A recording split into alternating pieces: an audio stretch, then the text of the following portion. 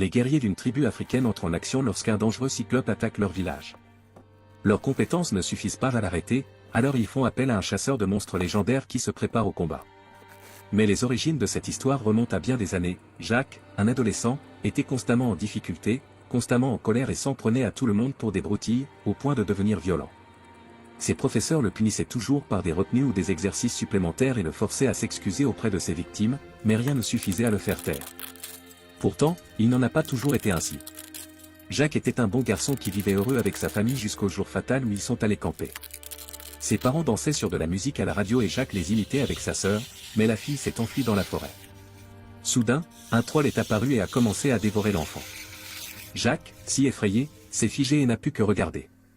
Les parents se sont précipités pour les aider, mais le troll a également dévoré la mère. Le père a tenté de riposter et le troll l'a rapidement maîtrisé. Juste avant de mourir, il a donc ordonné à Jacques de s'enfuir. Après avoir vu son père se faire dévorer à son tour, Jacques a couru aussi vite que possible et est devenu le seul survivant. Aujourd'hui, Jacques a la vingtaine et est toujours en proie à une colère qu'il déchaîne facilement.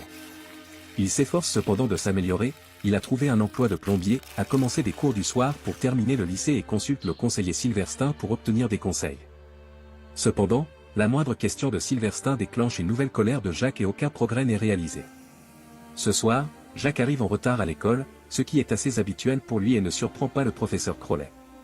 Ève, sa petite amie, lui passe des mots pour le gronder d'avoir manqué la majeure partie du cours et de ne même pas avoir apporté de stylo, mais Jacques accorde plus d'attention aux autres filles présentes.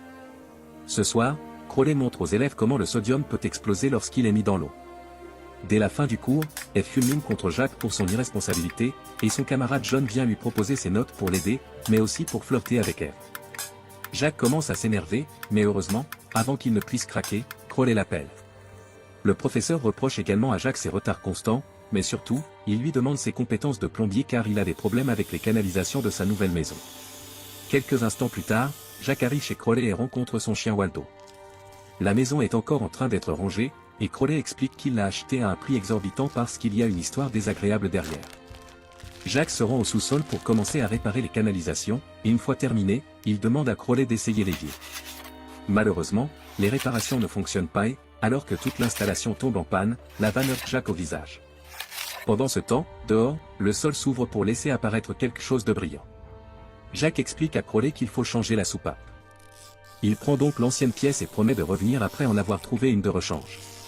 Au début, sa camionnette refuse de démarrer,